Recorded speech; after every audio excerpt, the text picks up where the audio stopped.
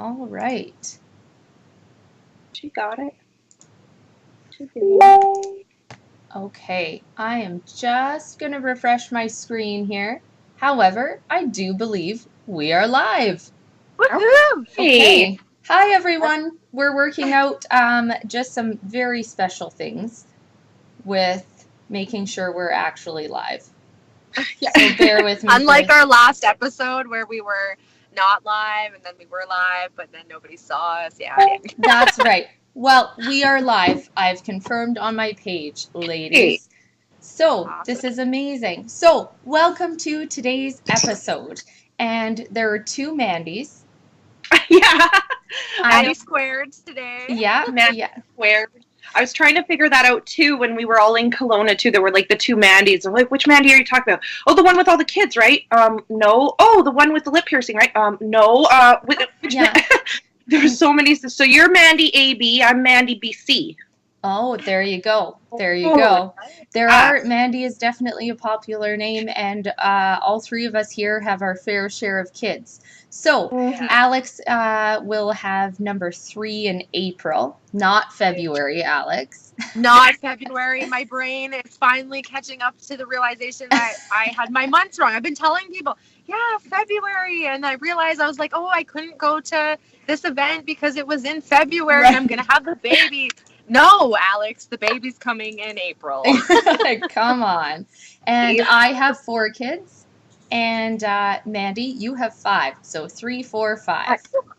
Yes, there we go. Wow, this is just perfect. I love this. I'm so excited. I really feel like you guys are doing this more for my benefit today than anything else, because just connecting with moms and like figuring out how we if we don't have it all together, how we like create this illusion that we do. Right, definitely. And I mean, I like how you messaged me, Mandi, and you're like, how do you do it all?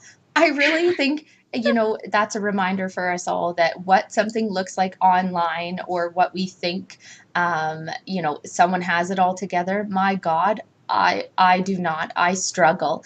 But the point is that we keep working through that struggle, right?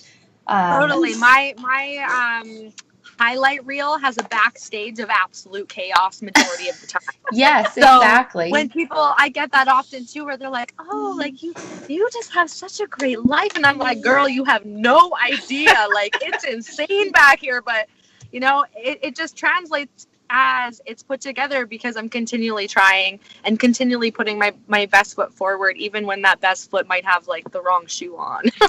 Oh, I love that. It's very true.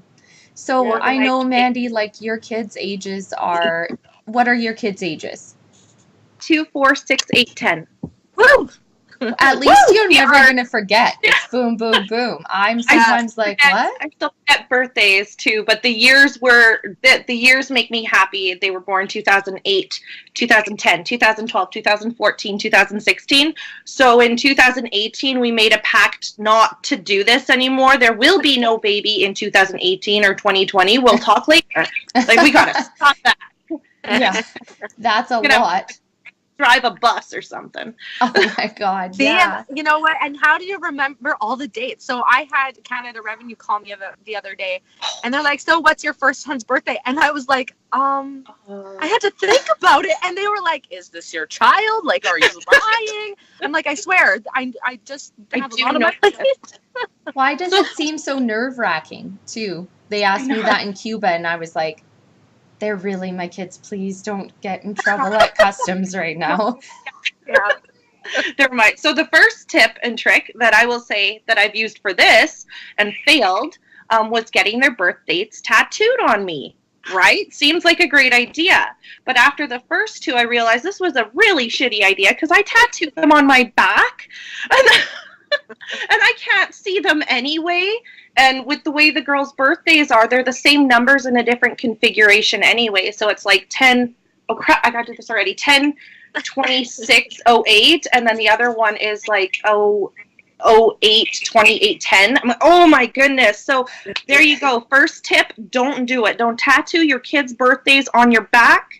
Does not work. You can't take your shirt off at Canada Revenue. They don't like it. Do you know what I did?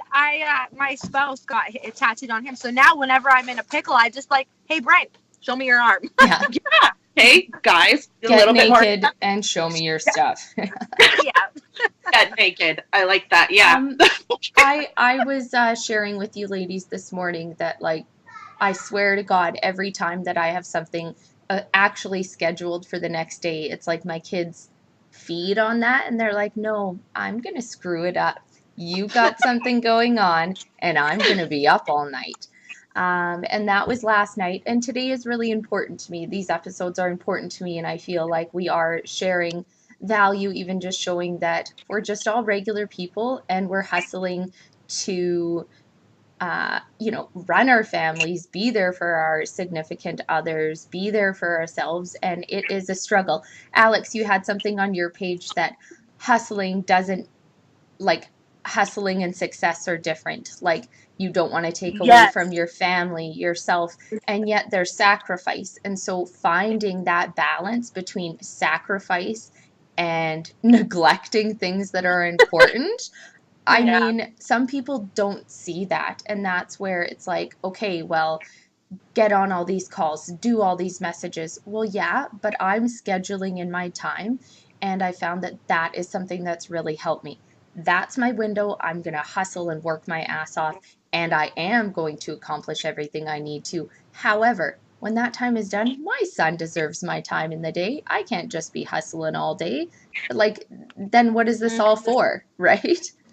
Well, and I think that's a big part of it is that, like, the reason why most moms go into the entrepreneur world is, one, because we want to step into our own power as a woman, but we also have a why that is our children and our family, right? And so we're doing it for them, but then they're getting put on the back burner. And I went through this in the beginning where I was like, oh my gosh, like, my son probably doesn't even remember who I am because I've been locked away getting trainings done and calls done.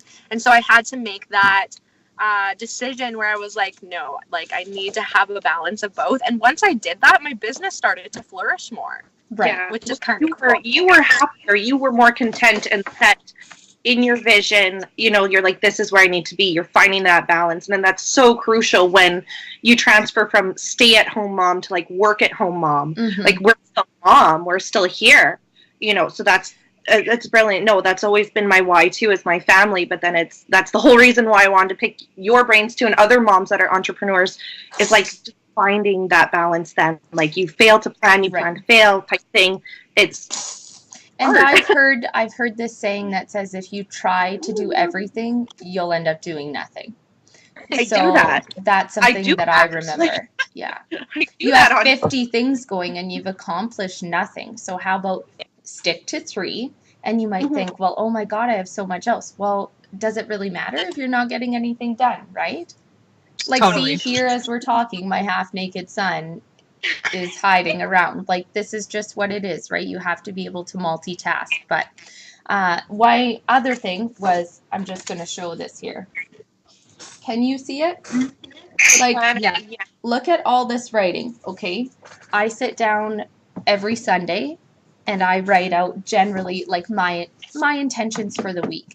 And setting non-negotiables has been huge for me. So I say I set an intention, but each day has a non-negotiable. So, for example, I had on Friday, I was totally going to clean my daughter's closet out. Didn't happen, but I got my solid things done and I was super productive.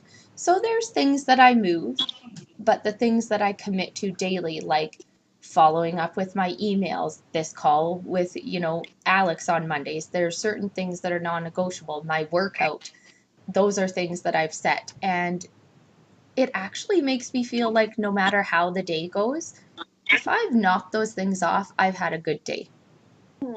And so that's big for me.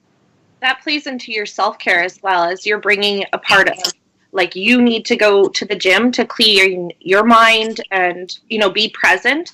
And that's so important. And that's something we lose as mothers right off the bat with a newborn, and then try and throw on running a business, is this self-care. Like, if that looks like, for me, what that looks like is we've always done this on our own. And as you can imagine, with all the kids and everything they need to do, that's a pretty large position to fill. And so one thing we're working on now to try and make it all is asking for help. So recently my dad moved here from Manitoba, and now on Tuesdays, like early in the morning until 1:30 at nap time, I'm working on myself. Take the boys out of the house. That's something I've never been alone in this house, and trying to figure out how to go back and self-care. And so like that's just really inspiring too, is like you've not given up on your gym. That's my time. That's a non-negotiable, and if I don't do this, other things are going to suffer. So Totally. Yeah, you can't fill other people's cups, including your kids, when your cup is so dry that you're like dehydrated for that self-care. So that's something that I've been really working on too, is just, us moms, we're always like, no, it's our kids first. It's our kids first. No, I'm making a stand right now to tell all the moms out there, it's us first. Yeah. Because we are the ones who spend most of the time with the kids usually. We're the ones who are spending a lot of emotional time dealing with their emotions and our emotions and the relationship itself. And if we're not taken care of, what are we showing them? Right. So, and I just want to be clear. I'm sharing this with you now that I have these non-negotiables. It's a rocky road. Like I am the heaviest I've ever been in my life, and it isn't really about how I look, it's how I feel. And I'm disappointed with that, and that's why I go through these ups and downs where I'm like so freaking committed and then it comes back down. And I just think regardless of what it is, we always have to keep picking ourselves back up, because the minute we don't, like, number one, that's a bad thing to be showing your kids. And we deserve better than that. Like, I deserve better than how I've been treating myself, and I need to get my shit together. That is why I have really committed. And it isn't about this new year, new you crap. This is about me crap. And that's the part is we need to let go of the guilt that comes with that. Alex, you had said put yourself first, right? And every mother would say, oh no. Pretty much when you become a mom, it's like we're meant to be these martyrs. Like, I'm going to throw myself on the sword for everyone else. Well, actually, no. Yeah, what are we showing our kids? Yes, I will do everything for my kids. But why would I never miss bringing Billy to Taekwondo, but I'll be like, I don't have time for the gym. I wouldn't miss something that's important to him. Why am I missing something that's important to me? Yeah. So I've really been working on that.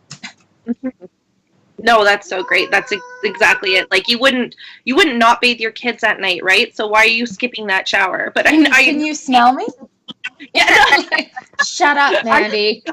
For last night, I don't care if it was past midnight. I'm like, no, this is a non-negotiable. I'm not going to bed without this. I deserve this. That's right.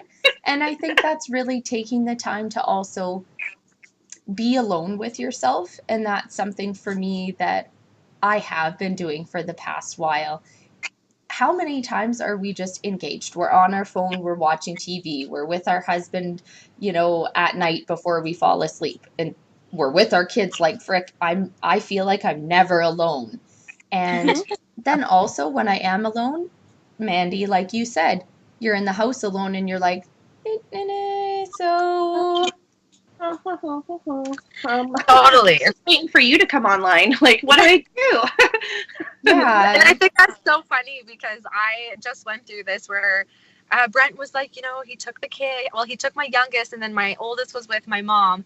And I was like, oh, this is going to be great. I'm going to have some alone time and me time. And I was like, what the fuck do I do? Because we're so used to that, like, busy, the environment that kids bring is so thriving all the time. It's just go, go, go. And you get used to that. And so when you're alone with yourself, you're like, I almost don't like it because I'm now alone with my thoughts. Now I'm like, oh, I probably should have done this. And instead of that busyness, the guilt in my mind comes in of that mom guilt. And you know what? I hate whoever started that hashtag mom guilt or whatever it was, because you know what? Now it's stuck in my head and I have to not even, am I just fighting with the fact that the guilt is there, but like, should I feel guilty now? Now I have to decide whether I'm guilty or not of feeling guilty. It's like, you know what? Screw you. It's not making it any easier. Alex and I have touched on this like in a prior episode about like protecting yourself and your energy and everything, and that it's okay to say no. And I guess I can only speak for myself. I have a hard time saying no. And not in the sense like if you lived in this house, you would hear me say no all the freaking time. But I mean, in the way of like, okay, the older boys want to have a sleepover and then they want to go snowboarding and then they have this. And you know what? They are good, hardworking, helpful boys. I want to help them with that. But literally, sometimes it's impossible. And my husband heard me talking the other day to my son Taylor, and he wanted to go to the mall and a movie, and he has all of his money to do it. And I said yes, and then the timing screwed up, and I was willing to give up my routine for the day because I was going to bring him. And Ryan said, "What are you doing? What are you doing? Like, you have done a ton for them lately. Like, you've been driving them all over. It's okay to say, that doesn't work for me. Let's find something that mutually works for us." And I don't know why I'm like that. It's a me problem for sure. Like, he doesn't guilt me and like get upset with me. Yeah, he might be disappointed, but like, such is life, right? So Can't it's do everything. tough. Yeah. Mm-hmm. Well, and that's just another reason why we have to reiterate it in ourselves so strongly, is like, we can't do everything. And like, they're sponges, they mimic. They're going to then realize and be able to like not self-contain, self-regulate like what they're capable of doing and what's not. Like my 10-year-old daughter this weekend, like she had a sleepover at grandpa's on Thursday, and then Friday we had a late birthday party at somebody else's house, and then Saturday she went to another sleepover birthday party. Sunday we Kimberly to go. And then last night when we got home, after people left, we had a house full of people too. I showed you the picture. She broke down. She just started crying. And she's like, "I don't even know why I'm crying." I'm like, "Oh, Mama knows why you're crying. Is because there was way too much. You're spread way too thin." And I just felt like a hypocritical moment. I'm like, oh gosh, like where is she learning this from? Like it's a huge eye opener. So we go from like the young kids that instill this in us, and then as they get older, you're getting into like the preteens, and it's like she's an absolute replica of myself, and I'm like, this needs to change. Like this is when it gets serious. You were talking about your why. My family is my why, because this is not, it's not like it's unhealthy. She's okay. She had a good sleep. She feels better now, but repeating that process, that can do so much damage on yourself. And as a person, dude, I just don't know why I'm crying. I'm like, okay, we got to take a step back. That's so good that she can let her feelings out, though, and that's so important. Go, girl, I'll cry with you. I was almost there. Like everybody does this, and do it. I don't know why. Do it. Just do it. Do you. Like this is you crap. Do it. Like that's other tip too, as you were saying, your schedule. Like there's like these 3 non-negotiables is don't overwhelm yourself. Like and then if there is extra time, woohoo, extra win. Like yeah, I could put that other load of dishes in the dishwasher or something. That's even more gratifying than if it was on a list and you got it done. And I just wrote a kind of like a blog post on this, where I used to be like one of those people who would have to create, like I would have a bunch of lists. I'd have like 10 lists in a day, and then I would not get like 5 of them done, and then that guilt sets in, and I'm like, holy shit, like I'm a failure. And so I started just realizing, hey, like it's okay to limit yourself. It's okay to know that you can only do 1 list. So now I went from 10 lists to 1 list with 5 business and 5 personal on it. So I know that there's that balance. It's not overwhelming, and I can get it done so that I'm not left at the end of the day. Like my goal for this year is to make sure that I go to sleep every night not having that like, oh, I could have done more. Like no, what I did today was fucking awesome. I'm okay with that. Yeah. You give yourself props, like, and that's so important. And you wake up the next day too ready. Like you're not carrying that over. They say like with your spouse, never go to bed angry. It's like never go to bed hating on yourself. Like I can't believe how long I've done that. Like, oh, I was a shit mom today. I didn't get to this. I forgot to call the dentist. And blah, blah. No, but I did 100 other things really, really good. And that's something about going to bed like that, is that each night before bed, I am still going through like, what was my favorite part of the day? And even when I tuck my daughter in at night, usually my husband and I alternate nights because she'd keep me in her room for like all night. And I ask her, I say, what was your favorite part of the day? And we go to bed sharing that. And that's something that I think is really good.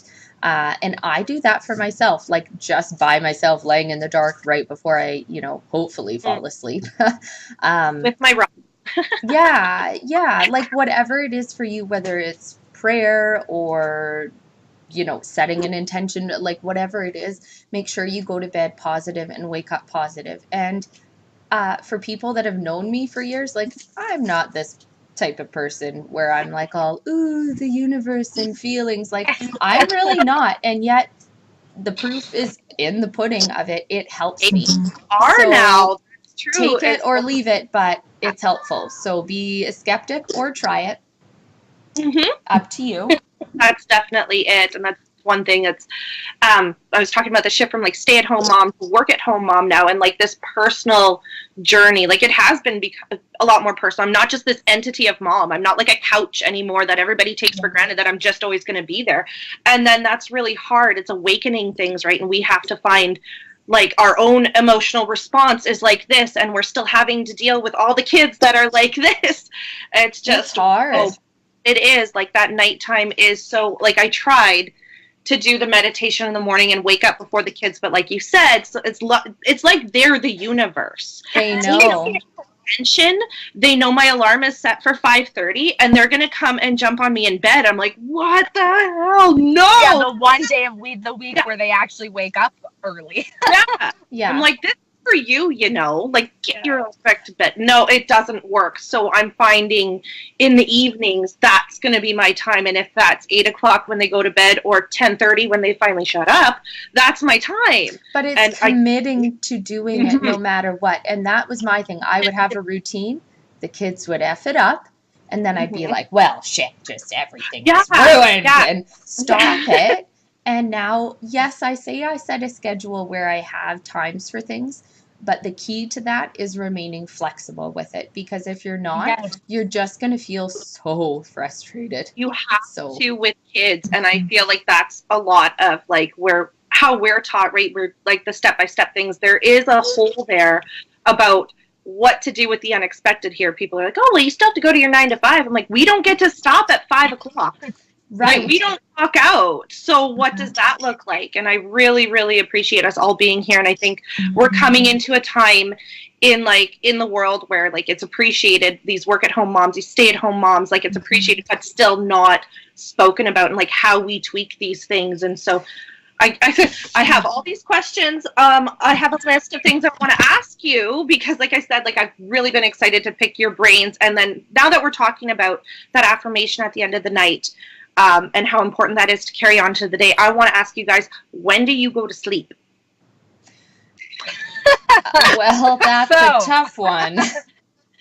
Yeah, it varies for sure for me. I honestly try to go to bed early because I just feel better, but like when I'm waking up the next day. But it doesn't always happen that way because a lot of the time I have a kid who wakes up at midnight, or I am finishing those last little things before I go to bed. And so it varies. And I think that's what's important to know about moms is that the fact that we're like, that's our strength. That's our superpower, is the fact that we're friggin' adaptable. Like, nobody thinks that that's a superpower, but trust me, they should make a movie on it because, like, when you can be adaptable, your life just flourishes in this different way because I'm no longer like, I have this routine that I have to stick to.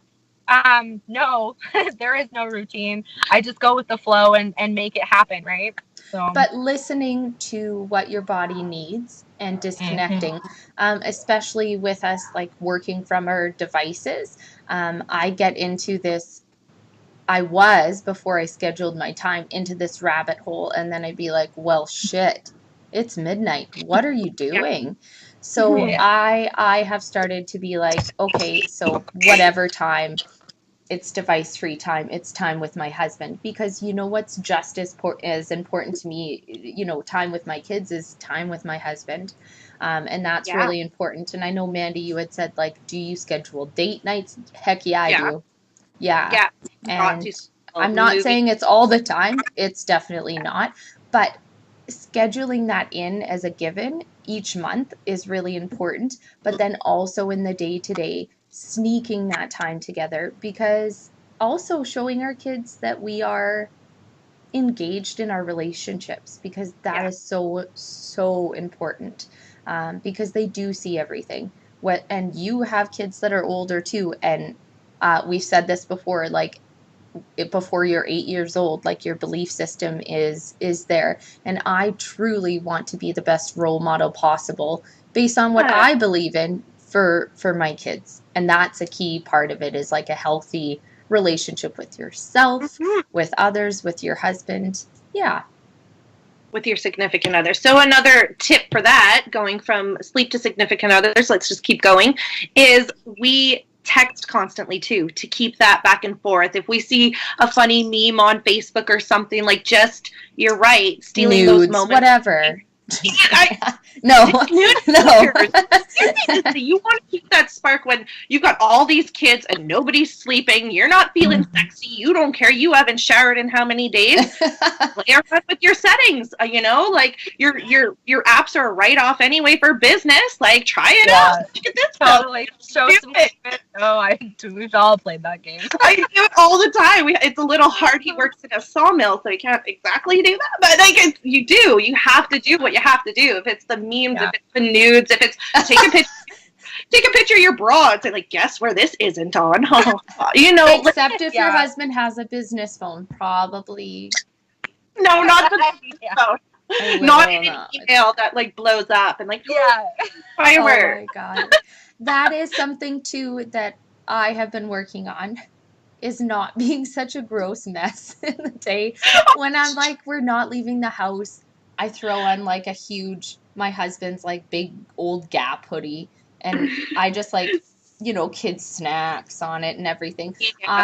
Part of working from home and stuff is putting your best foot forward by getting dressed, maybe. Putting on makeup, like, it makes you feel ready for the day that you're present. So that is something I'm trying to do. 6 months ago, I was still doing school pickups in PJs. I just wouldn't get out of the van. I'm like, yep, you see me. Like, just get back. Fine. But it is like, that's a non-negotiable for me too. It just floods into everything. It's the ripple effect. Like, if I got clean clothes on for you guys, but that's gonna stem. I'm gonna be done. The kids notice too. They're like, "Are you going somewhere?" I'm like, "Oh my no." goodness, I get that all the time. I'll do my makeup, and where my kids will be like, this actually happened one time. My youngest, I put on makeup. I hadn't for a while. I was just really, my life was quite chaotic with the kids, and so I hadn't done myself up. Did my makeup, and my son came up to me and said, "Mommy, is that you?" And I was like, wow, this is a reality check for me, because my son doesn't recognize me with a face on. Which is good to show your natural self, but I'm reminding myself there's a difference between like natural and like gross, like I'm going to a drag show. That's right. But it's fun to play too, and I'll engage that with them too, but they always say it's the same thing. I'll come out dressed like, where are we going? Nowhere. I'm going somewhere. Sorry to disappoint. Can stay in pajamas, you lucky thing. Like, that's just it. So, talking about the kids and how we're scheduling our time, we don't exactly have all that extra time now that we're boss babe moms. What do we do for meals if you're not taking those 2 hours to prep the perfect meal before the kids come home hungry? Like, are we talking about like granola bars after school? Are we talking, is every meal an Instapot meal? How do you get through it? What's a family favorite? What is your quick go-to? I plan out my meals for the week. I have been. And this for more than a couple reasons. Sometimes the older boys are like, we always eat the same thing. And I'm like, bitch, I wrote it down. No, we haven't. It's been different all week. And because I have had to take a step back. Again, this has been ingrained in me since being a kid. Dinner was our family time. We all sat down together, and my parents did not have money, and they said they prided themselves on that we always had like good meat for dinner and like a hearty, healthy dinner. Always a meat, a side, a vegetable. And that's come to me where I'm like, well, I have to, like, dinner's important to our family, but I put this pressure on myself where I'm always making this, like, I made a roast, I made steak, I made meatballs. Like, what are you doing? And then I get angry because like sometimes they don't give a shit. They just want a grilled cheese. Yeah. And guess what? That's easier for me. So there's balance in that. I plan and stuff, and in the planning, I know what it's going to take time-wise for me to do that meal, and then I can schedule myself around that. And prep and freeze stuff. Like, I made a whole spaghetti and then I froze it because guess what? I can take it out and it's freaking done. Yeah. Like, we're a family of that's 6. What I do. Yeah. That's what I do. Well, so me and Brent, actually, I am not that mom who is like, I take charge of the cooking and the cleaning. No. Like, Brent lives in that house too. He does half the chores, and half the cooking. So we go usually day by day. If one person does dishes, the other person cooks, kind of thing. And it's nice because, just like you were saying, sometimes the kids just want a grilled cheese. Well, that's right up Brent's alley, is craft dinner and stuff like that. Sidekicks. Mom can't cook sidekick for shit. But, so they're getting the different styles of cooking, which is nice. And they're also getting, like, I have boys, so it's nice for them to see, oh, it's not just all on the friggin' woman. Like, I don't want my boys being like, I need a wife who cooks and cleans for me. I'm sorry, baby, but that ain't gonna happen. Right. No. Yeah. That's my 3 boys too, and they see that, and I think that's so important too. It's that mad rush, come like 3 o'clock, we're like, oh, what are we making? And there's balance. Like, sometimes I do have something in the slow cooker. And other times, my slow cooker, I use that like a ton. All the time. The pulled pork, I just find I hate potatoes in it. It takes like 12 hours to cook potatoes. Oh my God, I want to eat now. So much. No, so I mean, like, there's balance. I know my kids are out with grandpa. They're gonna have a Happy Meal because that's what they do. They love doing that, like, every week. That's the Tuesdays, right? I get my time on Tuesday, which is they awesome. Get a Happy Meal with grandpa. Well, and it's I have to force myself to be okay with that before I be like, oh my God, my kids never ate a Happy Meal before. Like, organic. There's never. No, I'm not that lady. Out, So there's always going to be that balance. We have 2 deep freezers full of, like, frozen packaged foods, but I'm like you. I came from a big Mennonite family. I cook for 30 when I cook. When I actually cook, I cook like 30. Not that there's 30 people here, but as if there were. So there's a lot to freeze, and I think that's a huge, huge bonus for us stay-at-home working moms is just having that frozen option. It's okay to freeze. Not anything. It doesn't have to be fresh. That's like alleviating my mom guilt. Go get something from the freezer. It's okay. Yeah, and I'm learning that for sure. Alex, you had mentioned about spouses, and did I already say this? I'm a bit tired, but like asking for the support from your spouse without the guilt there as well. I feel that guilt. My husband works hard, and when he comes home, like, he's mentally done. And then sometimes he'll come through the door and I'm like, no, I need your help with this. And I would feel guilt about that because I am here to support him. And yet he is here to support me too. And I reminded myself that it's okay to ask and it's okay for him to say no. I need this from you. Like, communication is key. That's not yours. And then I thought to myself about, like, me doing stuff in the evenings, like whether it's a call that I'm prepping for, like whatever it is. I supported my husband going through school where he was gone, like, doing his master's. He went to China for a couple weeks when I was, like, pregnant and puking mess. Like, I freaking support him. And he supports me. And it is a lovely thing to have. But sometimes you need to ask. And it's okay to ask for help.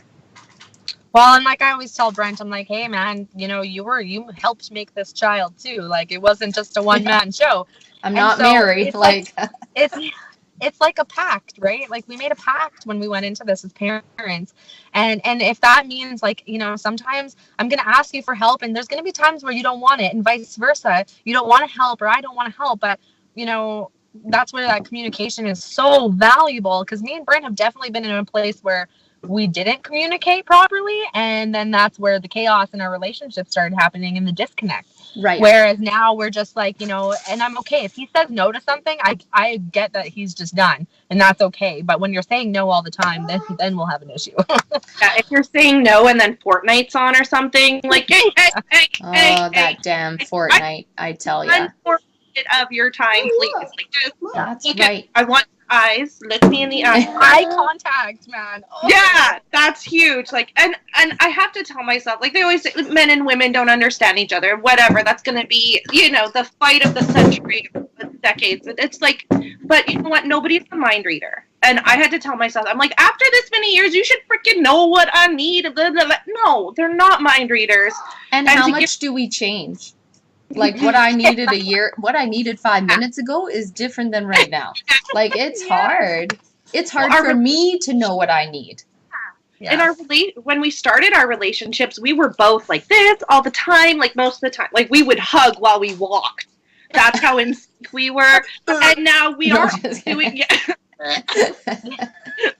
so romantic. I don't want that back, by the way. Like I'm happy where we are now, but it's like relearning who we are with each other and apart too, because we're on our own journey, being work at home moms, and that's not always congruent with what they're doing. Like maybe they want to do rock climbing once a week or whatever. Like I don't want to do rock climbing once a week.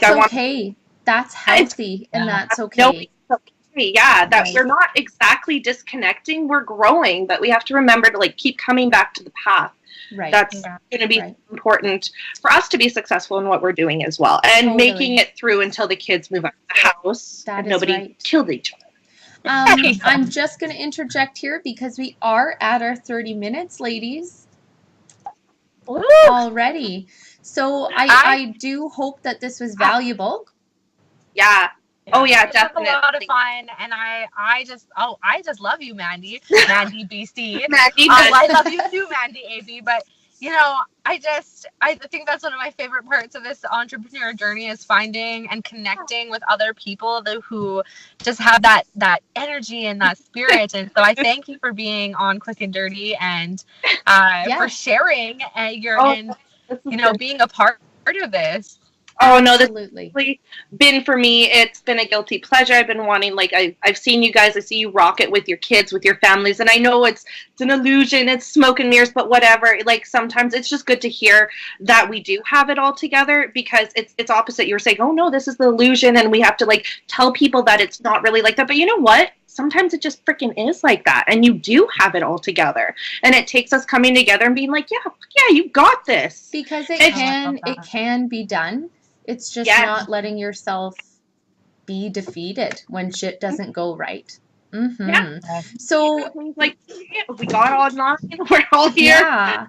And I hope that everyone will tune in next Monday for our big special guest, Kat Marco.